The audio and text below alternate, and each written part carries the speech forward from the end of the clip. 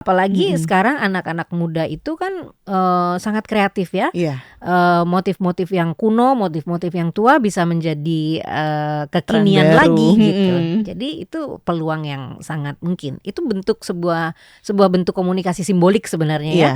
untuk menyampaikan kepada masyarakat bahwa tidak selalu yang trendy itu areanya Untak ini di Taman Flora itu ada tuh Mm-mm. pos pengolahan kompos. Kita setorkan saja ke situ dan sampah makanan ini akan berguna juga untuk bahan pangannya maggot. Maggot itu adalah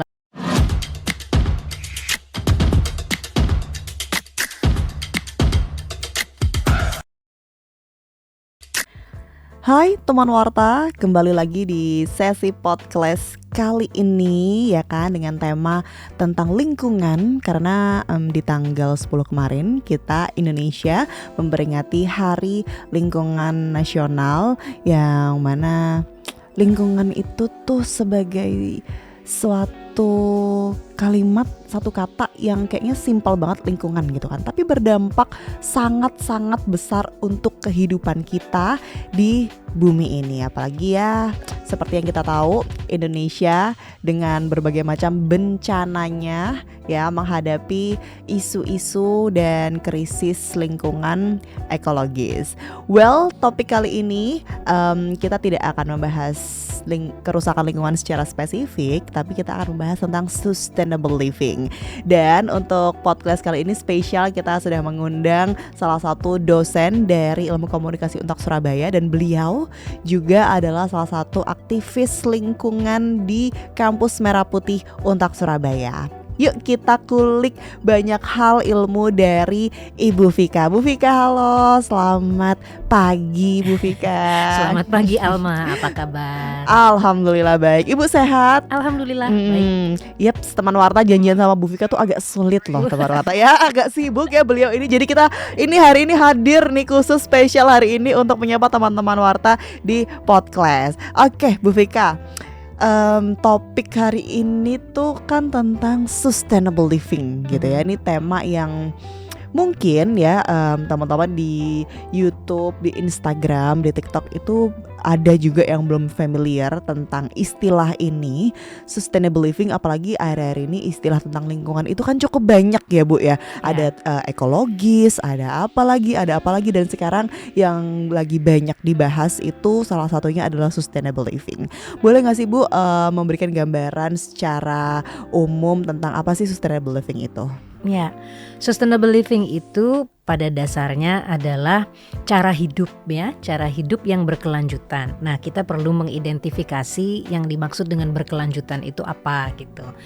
Kita hidup itu kan rata-rata manusia itu berapa lama sih?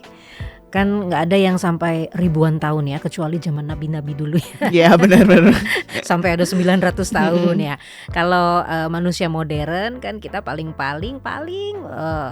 tua mungkin 100 tahun ya. Tapi rata-rata umur manusia itu 60, 70 begitu.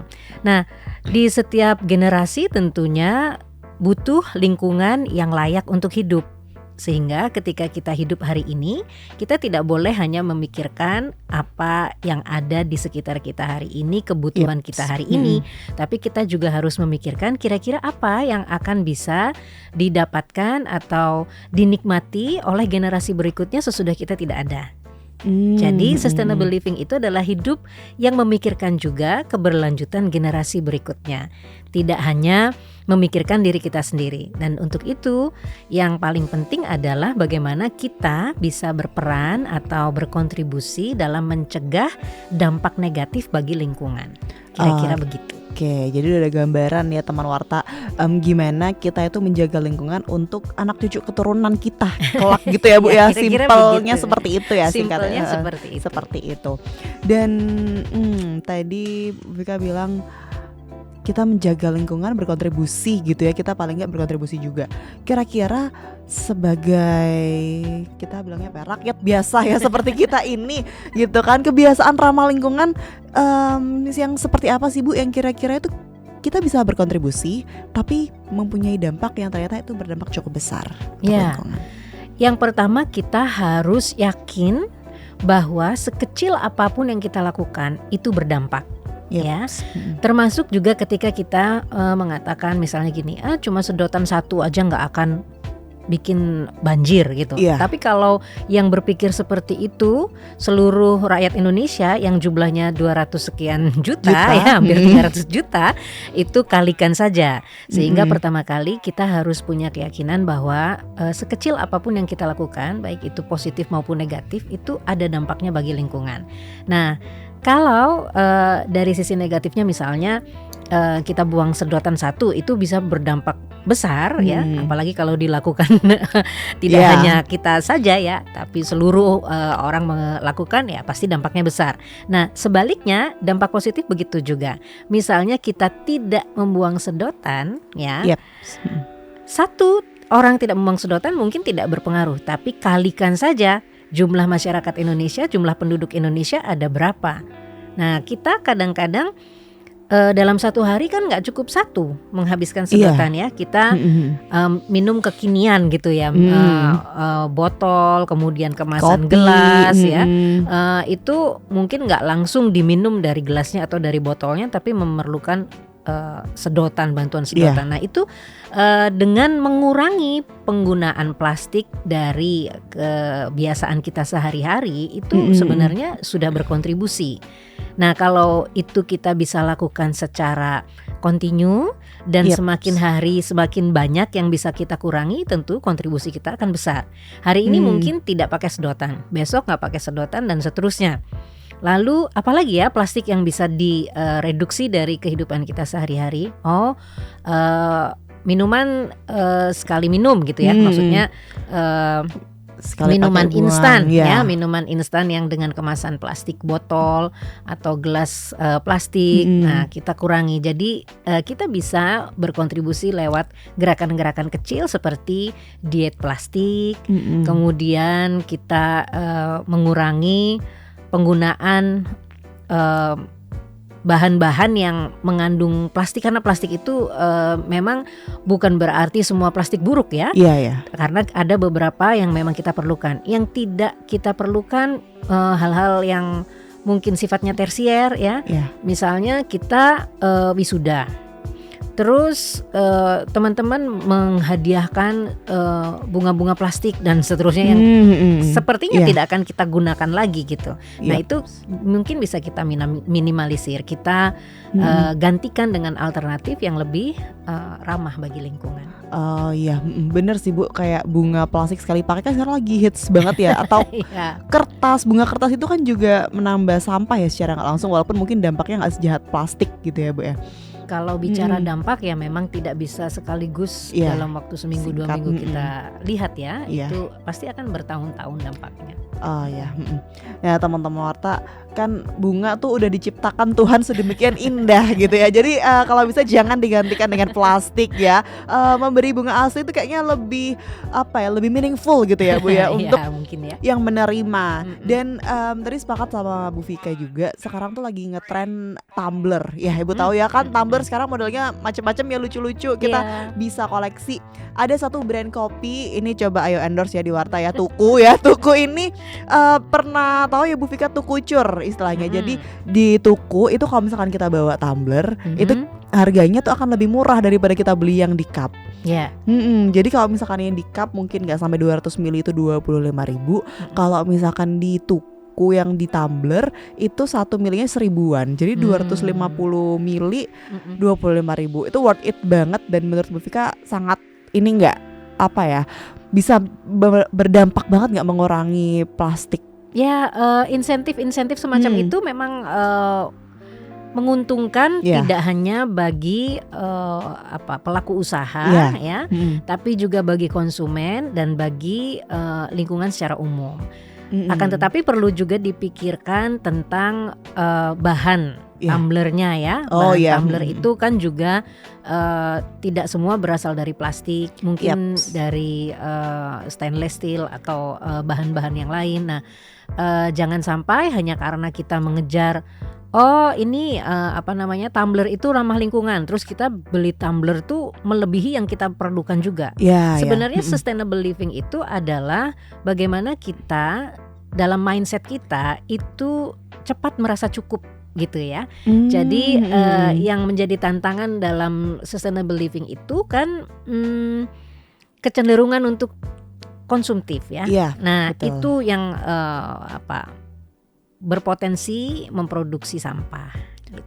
Oke. Tapi kalau insentif semacam itu, kalau bawa tumbler sendiri lebih murah, kalau bawa wadah sendiri misalnya beli bakso gitu ya. Kalau bakso kan sekarang pakai plastik ya. Iya, dan Ya, berbahaya juga untuk kesehatan ya, Bu, mendingan panas-panas kalau gitu kan. misalnya kita bisa bawa wadah sendiri, kemudian dari ini brand baksonya Iya, memberikan harga khusus untuk yang bawa wadah sendiri, itu sangat membantu. Betul sekali. Oh, jadi ternyata sustainable living itu arti sesungguhnya tuh sudah dan cukup gitu ya. Dua kata itu ya, Bu ya. Kita harus banyak-banyak belajar ya teman warta, arti tentang sudah dan cukup, tidak konsumtif terus menerus, dan selain itu juga kantong jadi lebih hemat ya, Bu ya.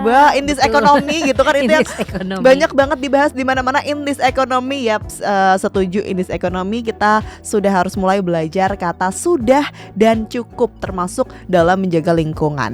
Dan tadi yang menarik sih, Bu, salah satu yang sekarang lagi dibahas gitu kan, tentang yang berkontribusi cukup tinggi terhadap kerusakan lingkungan adalah fashion. Ya, bagaimana Bu Vika menanggapi terkait industri fast fashion yang semakin marak terjadi? Ya, di India dulu ada sebuah gerakan yang diinisiasi oleh Mahatma Gandhi, yaitu ahimsa, memenuhi sendiri kebutuhan kita, dari kebutuhan individu dan kebutuhan masyarakat ya. Ada swadesi gitu yang pada dasarnya adalah memenuhi sendiri gitu. Nah, memang gelombang konsumerisme itu ya tidak bisa dibendung karena media sangat gencar ya, sangat masif, sangat sekali. gencar memberikan informasi tren terbaru.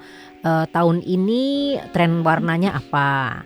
Tahun depan udah lain lagi color grade-nya, mulai dari baju sampai make up, model-modelnya, ya kan, motif itu baru warna ya, belum yang lain-lainnya. Dan di sisi lain industri ini juga menggerakkan perekonomian. Jadi memang ini adalah sebuah dilema ya, tidak bisa langsung dihentikan. Kemudian kita beralih total ke gerakan swadesi ahimsa atau memenuhi sendiri kebutuhan fashion kita. Tapi bukan berarti mustahil dilakukan. Kalau kita masing-masing punya kesadaran itu dan kemudian berkembang secara kolektif, maka kebutuhan untuk mengejar tren fashion terbaru mungkin akan lebih berkurang ya. Bukan berarti kita tidak bisa mengikuti mode, tapi kita harus memiliki cukup kreativitas untuk tetap trendy, tetap stylish, tapi juga tetap ramah lingkungan. Kan itu sebuah tantangan yang menarik ya. Daripada kalau trendy, stylish, mahal. Nah, itu kan siapapun bisa melakukan. Tapi trendy, stylish dan environmental friendly itu kan sebuah pencapaian baru. Jadi memang tidak semua permasalahan itu kemudian bisa kita selesaikan secara radikal ya, karena itu juga menyangkut kehidupan banyak orang yang tergantung pada industri itu. Tinggal kita sebagai konsumen harus bijak. Oke, ini menarik bicara tentang fashion. Bu Vika pernah tahu gak tentang produk-produk UMKM Indonesia sekarang di dunia fashion ya, khususnya itu sedang gencar mengkampanyekan slow fashion. Ya kan, kalau sebelumnya fast fashion, ini yang lebih slow gitu ya, kayak misalkan produk-produk dengan pewarna alam ya, dari Indigo Vera. Kebetulan saya dulu bekerja di dunia industri shibori ya, batik juga. Dan kalau misalkan pameran gitu ya teman warta di Jakarta, di Jogja, itu ketemu dengan sesama pelaku industri UMKM yang mereka juga istilahnya handmade gitu ya produk-produknya. Itu Bu Vika, menurut Bu Vika bisakah kita mengganti ke produk-produk lokal brand yang sekarang modelnya juga lucu-lucu banget teman warta, itu agar lebih ramah lingkungan lah istilahnya? Ya bisa sekali, sangat bisa.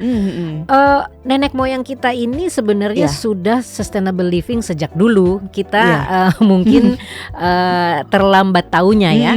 Misalnya begini, batik ya, batik Madura, batik pesisir dan batik di beberapa daerah, hampir semua daerah itu ada yang istilahnya misalnya pagi sore ya. Batik pagi sore itu motifnya kanan kiri beda. Jadi cara mengenakan batiknya itu kalau misalnya kita kenakan dari arah kiri maka motifnya akan yang motif A gitu ya. Motif kalau sebaliknya maka motifnya motif yang berbeda. Jadi seolah-olah kita punya dua baju gitu. Nah, slow fashion itu bukan hanya soal bagaimana kita memproduksinya, tapi juga bagaimana kita mengukur keterpakaiannya ini sampai berapa lama gitu ya. Artinya bagaimana dia tetap trendy walaupun mungkin sudah 10 tahun ya. Walaupun mungkin sudah tidak banyak lagi yang memakai tapi masih terkesan tidak ketinggalan zaman. Jadi kalau pertanyaannya adalah apakah kita bisa beralih ke sana? Bisa sekali ya. Apalagi sekarang anak-anak muda itu kan sangat kreatif ya. Motif-motif yang kuno, motif-motif yang tua bisa menjadi kekinian lagi gitu. Jadi itu peluang yang sangat mungkin. Itu bentuk sebuah bentuk komunikasi simbolik sebenarnya ya untuk menyampaikan kepada masyarakat bahwa tidak selalu yang trendy itu harus baru gitu. Kita bisa memanfaatkan produk-produk lama atau mungkin bahan-bahan daur ulang ya, atau mungkin style daur ulang ya. Nah, itu untuk tetap menjadi trendy. Dan sekarang istilahnya tuh capsule wardrobe. Gak pernah dengar capsule wardrobe. Jadi kamu beli satu baju gitu ya teman-teman, tapi bisa terpakai 10 tahun ke depan. Gak perlu selalu mengikuti model-model terbaru gitu. Mungkin kecuali kalau kerjanya di dunia entertain ya. Kayak saya ini kadang kalau misalkan MC gak ganti-ganti, pernah loh Bu saya ditanyain, Bu, kok pakai itu lagi? Kamu gak pakai cewek lain? Astagfirullahalazim. Akhirnya ya mau gak mau jadi saya harus mengkoleksi berbagai macam model outfit gitu ya. Betul. Oke, terus banyak yang bilang kalau misalkan menerapkan sustainable living itu mahal gitu ya, Bu, katanya ribet, mahal. Benar nggak sih Bu, itu mitos atau fakta?